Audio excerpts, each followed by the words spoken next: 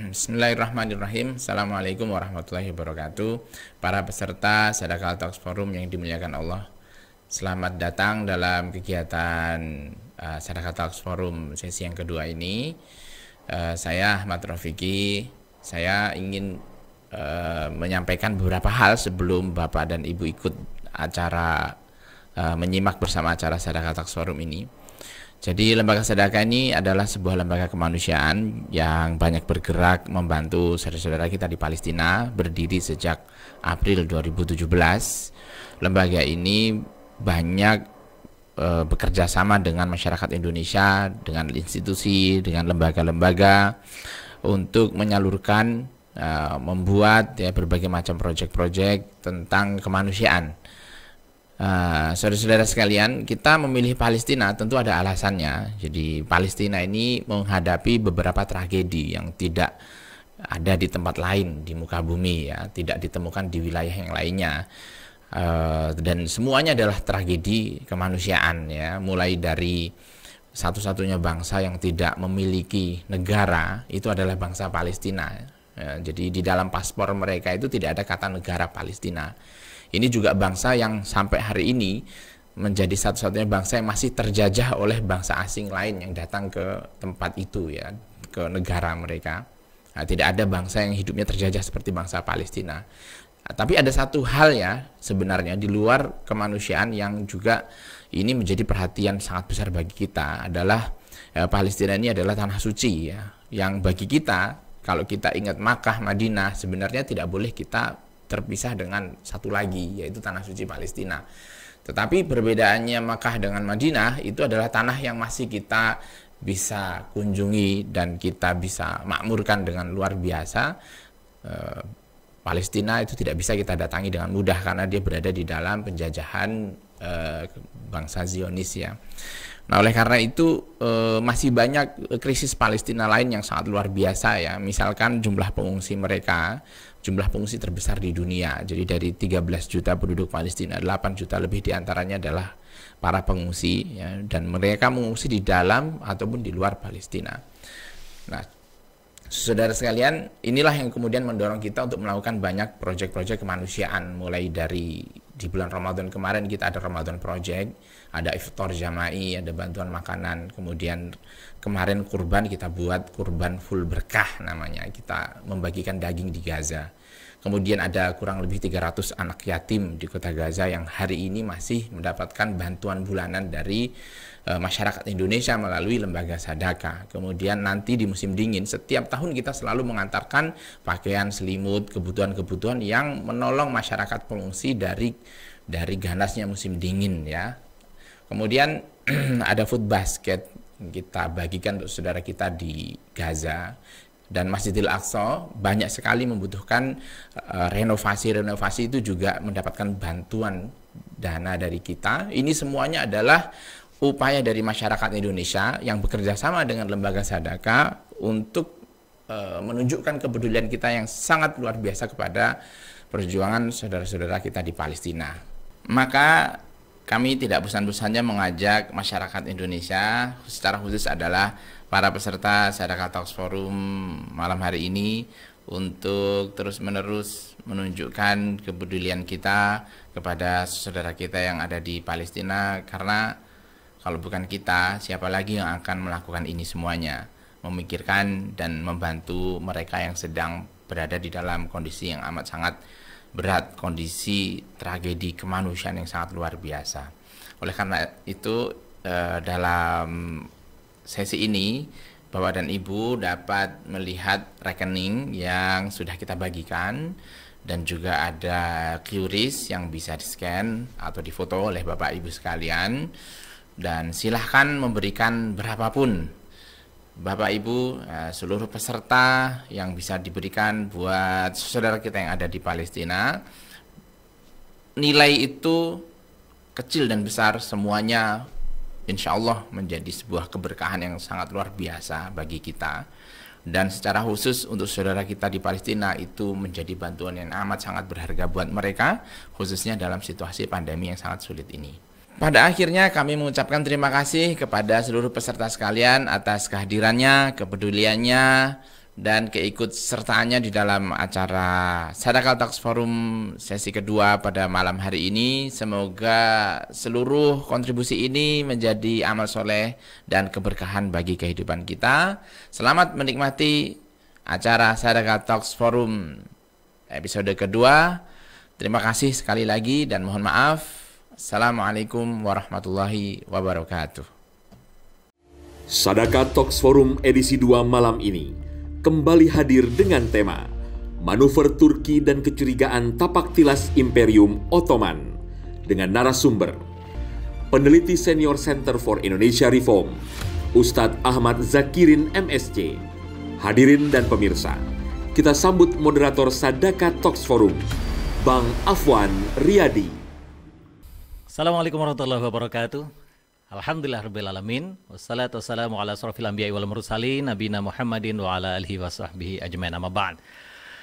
Teman-teman sekalian, Bapak dan Ibu serta saudara yang dirahmati Allah Subhanahu wa taala, alhamdulillah bersyukur sekali saya dapat menjumpai Anda kembali dalam Sadaqah Talks Forum edisi yang kedua. Dan seperti tadi sudah disampaikan, apa yang akan kita bahas hari ini adalah tentang manuver Turki dan kecurigaan tapak tilas Imperium Ottoman atau Kekhalifahan Turki Utsmani.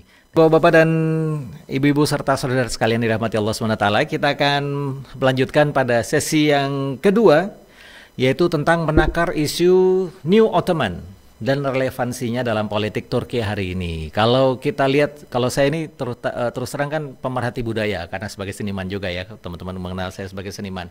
Ini kita melihat belakangan ini Turki sering mengenalkan kebudayaan era-era Turki Ottoman. Ada film yang cukup panjang, Ertugrul, ada film layar lebar Fatih, ada film Abdul Hamid kedua kalau saya tidak salah ya, Kekhalifahan dan lain sebagainya. Ini tentu bukan sesuatu yang tidak disengaja. Ini ada seperti ada agenda yang terselubung kalau orang-orang berpikir konspirasi gitu, Ustaz Ahmad Zakirin ya. Mungkin kita akan lebih jauh membahas tentang relevansinya Turki dalam isu New Ottoman ini. Dan sedikit saya perkenalkan, Ustaz Ahmad Zakirin adalah peneliti senior dari Center for Indonesian Reform. Ini sebuah lembaga penelitian yang sudah cukup lama ya, lebih dari 20 tahun nih Ustaz Zakirin ya. Sejak saya mahasiswa seperti sudah ada CIR ya, CIR, Center for Indonesian Reform. Kita akan sedikit membahas Bapak Ibu sekalian tentang bagaimana ada romansa-romansa yang belakangan dimunculkan oleh pemerintahan Erdogan ini.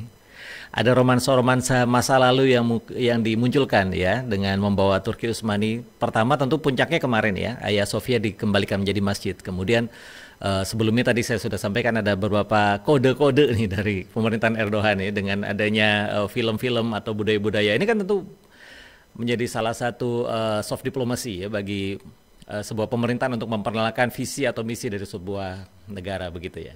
Kita akan bahas lebih lanjut dengan pembicara kita yang kedua yang luar biasa, Ustaz Ahmad Zakirin, dan beliau ini yang menarik, beliau menulis buku Kebangkitan Post-Islamisme, Analisis Strategi dan Kebijakan AKP Turki Memenangkan Pemilu. Wah, ini luar biasa sekali.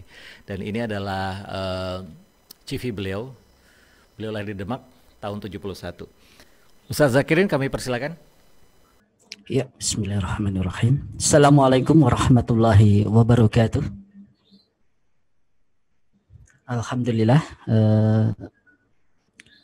Terima kasih kepada Sadaqah Talks yang mengundang saya untuk berbagi pengetahuan atau mungkin pengalaman diskusi tentang tema yang hemat saya sangat menarik ya. Menakar isu New Ottoman dan refleksinya dalam politik kawasan Turki kontemporer. Saya ada presentasi yang mungkin akan saya tampilkan. Ini adalah pokok-pokok tema yang akan coba kita bahas. Mas Afwan Riyadi, berapa menit bisa kita sampaikan presentasinya? 30 menit Ustaz. 30 menit ya. Sebelumnya Assalamualaikum Ustadz Asep Sobari yang telah memberikan paparan tentang performan Turki Utsmani di dalam sejarah Islam. Saya ingin mencoba melihat bagaimana kaitannya isu New Ottoman dengan refleksi politik kawasan Turki kontemporer, dalam hal ini kebijakan politik Erdogan. Saya akan mulai untuk memahami potret Turki kontemporer. Saya kira kita bisa bagi ya Turki dalam 3 fase penting. Momentum penting yang mempengaruhi kemudian epistemologi dan simbol yang terbentuk. Boleh jadi simbol kemudian menciptakan epistemologi, atau sebaliknya epistemologi melahirkan simbol.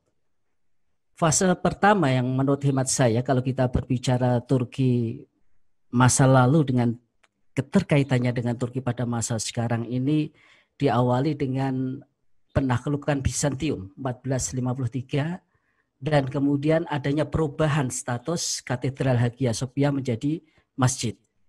Jadi pada satu sisi ini adalah penaklukan Islam versus Kristen, dan kemudian perubahan epistemologi dan simbolnya di dalam perubahan status Hagia Sophia sebagai masjid. Ini yang pertama. Kemudian berikutnya fase ketiga adalah bubarnya Khilafah Utsmani pada tahun 1924, dan bagian dari bubarnya kekhilafahan itu adalah terjadinya perubahan simbol yang kemudian juga mempengaruhi epistemologi Turki 90-an tahun mendatang. Apa itu? Yakni perubahan masjid menjadi museum.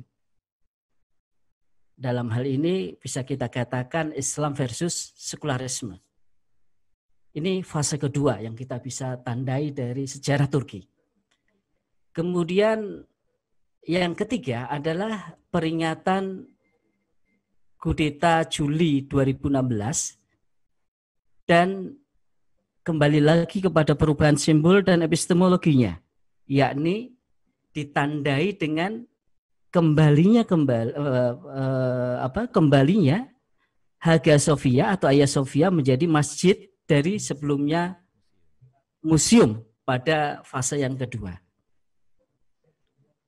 Jadi dari potret ini kemudian kita bisa menangkap apa yang sebenarnya terjadi pada Turki kontemporer. Jika pada fase pertama, fase perubahan epistemologi dari kekuasaan Kristen ke dalam kekuasaan Islam, yang ditandai dengan munculnya khilafah Turki Utsmani, maka kemudian di sisi simbolnya adalah perubahan status katedral menjadi masjid. Kemudian pada fase kedua adalah bubarnya khilafah Utsmani, dan pada sisi simbolnya terjadi perubahan masjid menjadi museum yang menandai dikalahkannya Islam dan menangnya sekularisme. Kita sebut misalnya Metin Hafler. Dia mengatakan di dalam tulisannya Islam and the Politicization of Islam, Reconstructing Identity, State, Faith, and Community in the Late Ottoman State. Dia mengatakan begini, revolusi Kemalisme sejak awal dimaksudkan sebagai rekonstruksi identitas baru Turki yang berpijak pada 2 prinsip. Yang pertama adalah prinsip anti-Utsmani, dan yang kedua adalah prinsip anti-Islamisme. Jadi nanti kemudian terjadi karena adanya revolusi ini perubahan dalam bentuk simbol yang ditandai dengan perubahan Hagia Sophia. Perubahan ini tidak hanya semata perubahan karena mungkin kebutuhan politik, tapi ini sebuah kebutuhan simbol karena perubahan epistemologi Turki. Baru kemudian pada fase ketiga dikembalikannya simbol dan epistemologi Turki. Epistemologi Turki dari sekularisme menuju Islam yang ditandai dengan perubahan simbol Hagia Sophia dari museum menjadi masjid. Ini cara membaca potret sejarah Turki yang terkait dengan politik kontemporer. kontemporer AK Party atau dalam hal ini Erdogan. Sekarang pertanyaannya bagaimana membaca manuver Erdogan dalam perubahan status itu? Tadi sudah saya sedikit singgung bahwa perubahan itu dimaksudkan sebagai perubahan pada sisi dalam tataran simbolik, tapi pada sisi lain juga merupakan sebuah perubahan prognosis geopolitik. Cara memandang Turki pada masa depan. Yang pada sisi fase kedua cara pandang Turki masa depan itu di dalam konstruksi sekularisme. Namun di fase 3 ini adalah cara memandang Turki masa depan dengan mengembalikan kepada konsep atau prinsip Islam sebagai harga diri bangsa. Jadi kenapa ini perlu saya sampaikan? Karena ada sebagian cara pandang yang hemat saya tidak tepat kalau kemudian ada analisis yang membenturkan visi nasionalisme Turki dengan visi Islamisme Turki. Karena di dalam fase ketiga inilah bisa dikatakan dan didukung oleh banyak pengamat bahwa pada dasarnya apa yang terjadi pada kebijakan politik domestik Turki ataupun politik kawasan ini sesungguhnya merefleksikan perpaduan antara elemen Islamisme pada satu sisi dengan elemen nasionalisme yang akan menjadi potret Turki pada masa sekarang dan pada masa depan. Misalnya saya sebutkan seorang orang dekat Erdogan yang namanya Fakhruddin Altun. Dia mengatakan siapa saja yang melihat atau mencoba mengkontradiksikan antara nasionalisme dan agama di Turki adalah upaya yang sia-sia. Karena antara nasionalisme dan agama di Turki itu sudah merupakan satu nexus yang tidak bisa dipisahkan satu sama lain. Jadi walaupun fase itu tercipta dan merupakan antitesis dari fase sebelumnya, tapi pada dasarnya di dalam perjalanan fase kedua dan ketiga ini ada semacam sublimasi. Sublimasi pada satu sisi aspek keislaman atau bisa dibaca sebagai Islamisme pemerintahan Erdogan sangat kuat, namun di sisi lain bahwa pada dasarnya elemen keislaman itu, elemen nasionalisme itu hadir juga sangat kuat di dalam pemerintahan AK Party selama hampir 18 tahun. 18 tahun. Jadi kurang lebih cara memandangnya semacam itu. Jadi karena ini berbicara tentang epistemologi, maka perubahan simbolik yang dilakukan Erdogan terkait dengan perubahan status Hagia Sophia itu juga merefleksikan di belakangnya perubahan epistemologi Turki masa depan. Yang pada satu sisi pada fase 2 merefleksikan nasionalisme sekuler yang sangat ekstrim, tapi pada fase yang ketiga merefleksikan nasionalisme Islam ya, pada sisi yang lainnya. Jadi kurang lebih semacam itu. Kemudian pertanyaannya, mengapa elemen nasionalisme dan Islamisme sangat kuat di dalam pemerintahan Erdogan sekarang? Saya kira kita bisa lihat bahwa pada dasarnya elemen Islamisme dan nasionalisme itu sudah terbentuk ya, sejak perubahan Turki dari fase pertama ke fase kedua. Jadi kurang lebih kalau kemudian masuk pada fase yang ketiga, ini bisa kita katakan ada sekitar 96 tahun, hampir 100 tahun. Itu artinya bahwa memang tanpa disadari, proses revolusi dalam tanda kutip yang dilakukan oleh Mustafa Kemal, pada sisi yang lainnya telah membentuk semacam kebiasaan-kebiasaan baru masyarakat Turki, yang melihat bahwa negara ideal Turki masa depan adalah negara ideal yang berdasarkan prinsip-prinsip nasionalisme. Hanya saja di dalam sudut epistemologinya Mustafa Kemal, dia hanya bisa dikawinkan dengan ideologi Turanisme. Ya, ideologi Turanisme yang di dalam pandangan mereka, ideologi inilah yang akan membangun kembali kejayaan Turki setelah kemerosotan Turki Utsmani. Kurang lebih semacam itu. Cara pandang ini secara sadar atau tidak sebenarnya telah dipraktekkan oleh Erdogan, sehingga kemudian dia tidak hanya sekedar memindahkan simbol Hagia Sophia atau Hagia Sophia menjadi masjid, tapi lebih dalam dari itu bahwa sesungguhnya apa yang dia lakukan menabalkan kembali atau menegaskan kembali apa yang sebenarnya secara prinsip telah dilakukan oleh Mustafa Kemal ketika membangun Republik Turki yang sekular. Hanya kemudian epistemologinya digeser menjadi epistemologi agama. Dan ini yang dikatakan oleh banyak para pengamat mengatakan bahwa sebenarnya perubahan Hagia Sophia itu tidak semata dipandang sebagai perubahan orientasi epistemologi Turki, tapi sebenarnya juga merupakan perubahan atau meneguhkan kembali makna nasionalisme yang dibawa oleh Mustafa Kemal Atatürk pada satu sisi, yang baru bisa direalisasikan pada masa kepemimpinan Akparti dan Erdogan. Apa itu? Nasionalisme di dalam praktik. Kurang lebih semacam itu.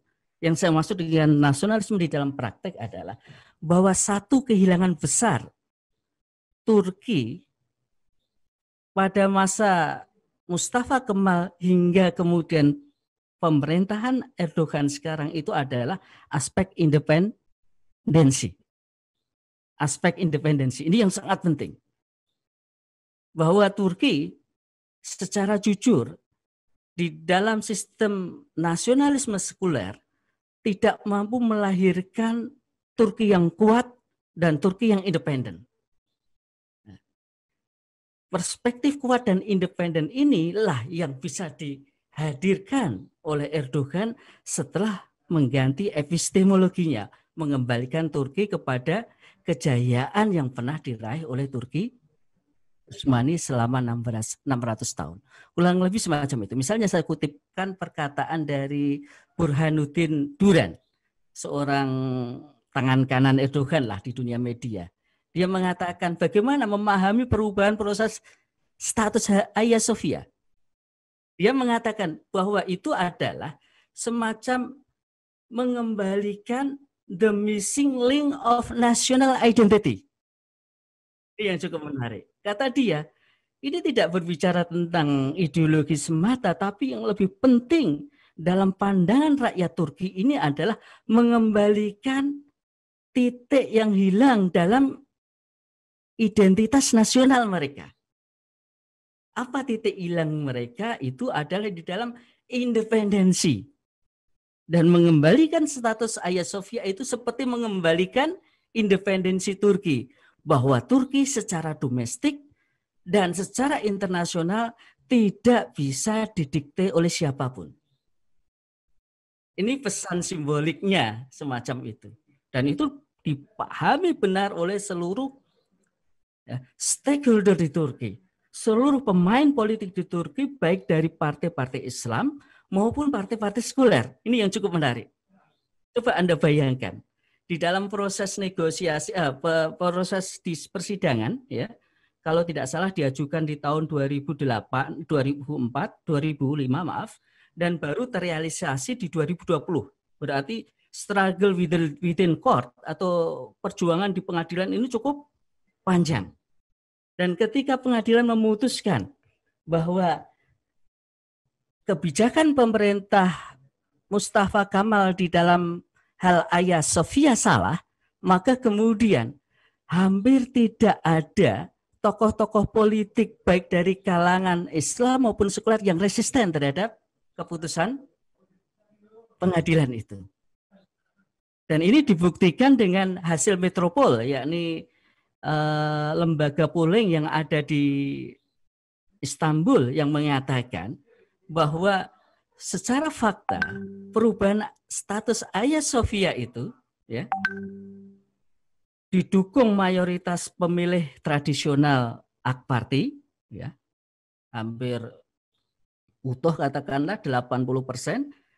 Di partai berikutnya MHP ini adalah partai nasionalis, ya sebenarnya juga Kemalis, tapi dia berkoalisi dengan Akparti. Segmentasi dukungan itu sampai kepada angka 40 hingga 50. Ini kalangan MHP. Basis konstituensi FHP ketika menanggapi perubahan status itu. Dan yang cukup menarik, di CHP yang menjadi oposan dari Pak Akparti dan Erdogan, ya, dukungan basis tradisional mereka mencapai 25%. Ini yang dibaca oleh Kemal Kılıçdaroğlu, pemimpin CHP, yang tidak memberikan komentar apapun yang bersifat intrusif atau menyerang terkait perubahan status Hagia Sophia. Ini sekali saya ingin menunjukkan bahwa elemen nasionalisme juga berkelindan di dalam konteks membaca perubahan status Hagia Sophia. Ini yang menarik. Waktu kita 10 menit lagi, Ustaz. Oke. Nanti kita lanjutkan di sesi tanya jawab. Kemudian sekarang pertanyaannya kan bagaimana terkait dengan isu New Ottoman, ya, apakah itu ada di dalam politik domestik Turki dan politik internasional Turki, kebijakan luar negeri Turki atau tidak? Di subtema yang saya katakan itu sebenarnya antara ada dan tiada. Saya ini hasil observasi saya ke Turki 1 bulan di tahun 2015, kemudian 2018 saya juga ke sana, ya. Saya mengamati bahwa setidaknya ada 2 sudut pandang tentang apa yang terjadi terkait dengan isu New Ottoman atau New Utsmani. Yang pertama sudut pandang elit politik, ya. Saya kira semuanya hampir sepakat di kalangan elit politik Turki yang mereka menduduki jabatan formal di kabinet Erdogan atau orang dekat Erdogan atau penasihat Erdogan, ada semacam politik of denial, ya, bahwa mereka sebenarnya tidak pernah mengatakan secara konkret, secara firm bahwa mereka sedang menuju membangkitkan kembali apa yang disebut sebagai New Ottoman. Kalau di kalangan para penasihat politik Erdogan atau orang dekat Erdogan, para tangan kanan Erdogan, mereka mengatakan bahwa sudah tidak relevan lagi berbicara tentang Utsmani baru secara struktur politik. Kurang lebihnya semacam itu. Nanti kalau kita baca misalnya di media mereka semacam Sabah. Jadi Sabah, ya, media terbesarnya Akparti yang menjadi corong resminya kurang lebih semacam itu, pemerintah Erdogan, mereka semua mengatakan bahwa tidak relevan lagi berbicara tentang New Ottoman. Tapi ini pada sisi elit politiknya, ya. Kemudian kalau berbicara pada sudut pandang akar rumputnya, ya, karena saya mendapat kesempatan tinggal di sana 1 bulan dan saya kemudian memanfaatkan selama 1 bulan itu mendatangi akar rumputnya Akparti, yakni di kantor-kantor tingkat kecamatan lah gitu, ya, di sekitar Istanbul, ya. Saya datangi semua. Tapi coba yang cukup menarik apa cara pandang akar rumput Erdogan, akar rumput Akparti atau dalam hal ini para pendukung Erdogan. Semuanya mengatakan bahwa apa yang dilakukan Erdogan sebagai transformasi Turki sebagai pemimpin dunia. Dalam hal ini khilafah sebagai khalifah. Hampir semua yang saya datangi, baik di pejabatan di tingkat akar rumput itu, saya tanya juga semuanya cara bicaranya sama. Jadi iya benar, kami akan kembali menjadi Utsmani baru. Ini yang tadi saya katakan, ada politik of denial di tingkat elit politik, tapi di akar rumput cara bacanya sama.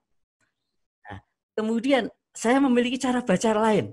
Ini yang ini saya sampaikan, yakni pembacaan real idealistik politik. Yang saya maksud pada satu sisi, saya melihat sosok seperti Erdogan itu seorang yang realis.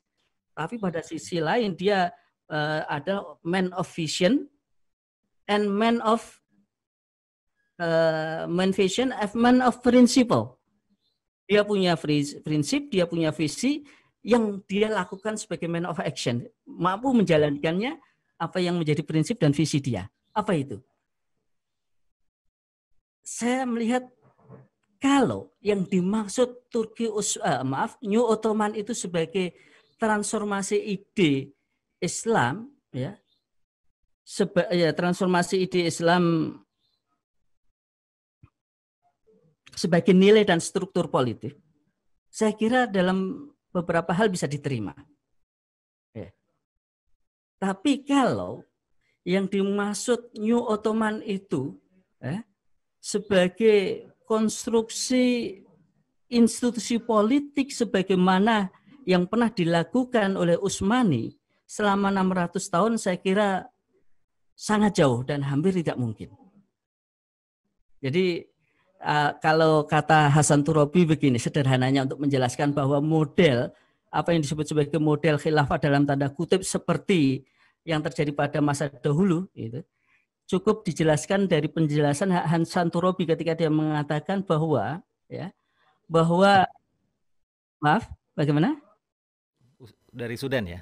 Ya, dari Sudan. Dia mengatakan begini, ketika mengkritik pendekatan khilafah sebagaimana pendekatan yang lalu, bahwa dunia Islam tidak bisa dikendalikan dari Kairo. Ketika dia mengkritik Ikhwanul Muslimin. Jadi ada bentuk dan transformasi lain yang kita bisa pahami terkait dengan New Ottoman, bahwa dia merefleksikan tadi pada satu sisi yang tadi saya katakan, perubahan lanskap politik karena perubahan epistemologi mereka, menjadikan Islam sebagai nilai. Dan mungkin pada satu sisi aspek-aspek struktur politik bisa diterima. Aspek ide Islam sebagai nilai itu apa? Menurut saya ini yang bisa diambil dari sejarah Turki Utsmani. Yang pertama gini, aggressiveness. Gitu. Masyarakat Turki memang masyarakat agresif karena dia disebut sebagai community of Ghazi. Ya. Masyarakat para pahlawan tadi yang sudah disebut singgung sedikit oleh Ustadz Asep Sobari tadi ya. Masyarakat Ghazi, masyarakat perang. Ya. Kenapa bisa mengalahkan ya Bizantium ya karena mereka terbiasa berperang. Tapi yang kedua yang kita bisa pahami terhadap aspek New Ottoman itu ada pada sisi kemurah hatian. Tidak ada bangsa yang sedemikian murah hati selain bangsa Turki. Ya. Coba Anda bayangkan dalam konstruksi negara modern sekarang ini, adakah negara modern yang mau menerima pengungsi sebanyak 4 juta, memberi makan mereka untuk alasan kemanusiaan? Gitu. Dan itu yang sampai sekarang menjadi negosiasi politik Erdogan terhadap kalangan oposisi. Karena kartu truf yang dimainkan kalangan oposisi adalah karena tadi kelemahan, pada satu sisi kelemahan tapi juga bisa dibaca kelebihan, yakni kemurahhatian bangsa Turki dalam hal ini kebijakan politik Erdogan. Kemudian nilai tawar untuk Eropa ya Ustaz ya? Iya benar. Itu aspek yang tadi. Erdogan Anda membaca bukan hanya pada konteks orang idealis, tapi dia juga orang yang pragmatis. Dan sisi pragmatisme Erdogan bisa dilihat 10 tahun pemerintahan pertamanya. Kemudian aspek yang berikutnya solidaritas. Ya, solidaritas sosial yang kita baca dalam pandangan agama sebagai implementasi ukhuwah Islamiyah yang tidak ada pada pemimpin negara manapun. Karena negara yang the most generous country di dunia itu ya hanya Turki. The most generous sekarang country ya hanya Turki. Kemudian sekarang mungkin masih ada waktu? Sedikit lagi boleh Ustaz. Oke, ya. Tadi sudah saya singgung dari aspek-aspek itu ada sisi kelemahan dan kelebihan. Tapi saya hanya ingin menegaskan bahwa kalau kita memandang itu sebagai konstruksi New Ottoman, sebagai konstruksi melihat Turki 600 tahun lalu baik secara konstruksi politik dan pendekatan, saya kira tidak seluruhnya tepat karena tadi ada elemen nasionalisme dan seberapa elemen nasionalisme itu mengemuka di dalam kebijakan politik luar negeri Turki sangat besar. Jadi kalau Anda membaca intrusiveness Turki di dalam kasus di Suriah, kasus di Irak, kasus di bahkan di Libya. Coba Anda membacanya ini karena faktor ideologi atau faktor kepentingan domestik Turki, kepentingan apa yang disebut sebagai national interest Turki. Butuhkan sumber daya energi ya yang cukup besar dari Libya. That's correct. Itu yang benar. Bahwa sebenarnya elemen national interest, kepentingan nasional jauh lebih besar dan mengemuka ketimbang isu ideologi di keterlibatan Turki di regional. Karena kalau Anda lihat walaupun ada di Libya ada dan kemudian berkaitan dengan Mesir bernegosiasi tentang eksistensi Ikhwanul Muslimin dan lain-lainnya, itu aspek kedua setelah national interest mereka. Aspek kedua yang kebetulan, aspek kedua ini sebenarnya kalau negara-negara di seluruh dunia jujur, cara pandang Turki benar ketika membela Ikhwanul Muslimin, ketika membela Hamas dan ketika membela negara-negara Muslim yang ditindas. Karena legal secara hukum internasional dan legal secara kesejarahan historisitas. Ini yang tadi saya katakan. Tapi ingin saya tekankan bahwa aspek kepentingan nasional Turki sangat mengemuka di dalam. Jadi kalau kita buat perbandingannya ya 70-30% gitu sebenarnya.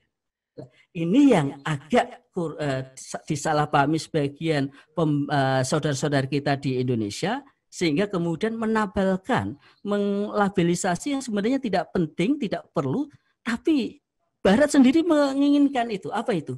Sebutan sebagai sultan, sebutan sebagai khalifah dan lain-lainnya itu menurut saya jebakan dari Barat. Karena Barat ingin ada legitimasi semacam itu untuk mengatakan bahwa apa yang menjadi persepsi politik mereka itu benar secara fakta dan secara persepsi. Gitu. Secara faktanya apa ya tadi para pro Erdogan kemudian secara tergesa-gesa menabalkan identitas-identitas yang sebenarnya tidak ada dan tidak dipahami secara konkret oleh publik Turki sebagai eksistensi seorang sultan maupun seorang khalifah. Kurang lebihnya semacam itu. Baik, menarik sekali Ustaz Zakirin, luar biasa ya. Analisisnya dan paling tidak saya catat satu hal yang bisa digarisbawahi dari perbincangan kita nih Ustaz ya, bahwa Turki ini mengalami seperti semacam tesis, antitesis dan sintesis ya. Tesisnya di Turki Utsmani, kemudian antitesisnya dengan sekularisme yang meninggalkan Islam serta meninggalkan semua atribut Turki Utsmani, dan pada masa Erdogan ini atau masa AKP Party ini mereka mencoba masuk ke sintesis ya, karena memang terbukti apa yang selama ini sekularisme mereka laksanakan justru secara ekonomi bahkan merusak ya, menurunkan. Kita lihat beberapa waktu yang lalu sebelum AKP Turki naik itu kan, ada inflasi yang besar-besaran dan lain sebagainya begitu Ustaz Zakirin ya. Baik, terima kasih. Dan mungkin ini satu pesan yang cukup menarik untuk kita semua ya, bahwa ternyata kita melihat Turki jangan hanya kacamata Islam, tapi juga bagaimana melihat melalui kacamata kepentingan nasional dari Turki sendiri. Ya, di satu sisi tadi Ustaz Zakirin juga menegaskan salah satu contohnya bagaimana mereka berperan besar dalam geopolitik di Libya maupun di kawasan-kawasan lain, bisa jadi karena memang mereka memiliki kepentingan yang besar untuk minyak begitu Ustaz ya. Sebagaimana juga Amerika juga melakukan hal itu, Rusia melakukan hal itu gitu, dan sekarang Cina juga melakukan hal itu juga. Baik, menarik sekali Ustaz Zakirin. Saya Afwan Riyadi, bila ada kesalahan kami mohon maaf. Bila terjadi, assalamualaikum warahmatullahi wabarakatuh.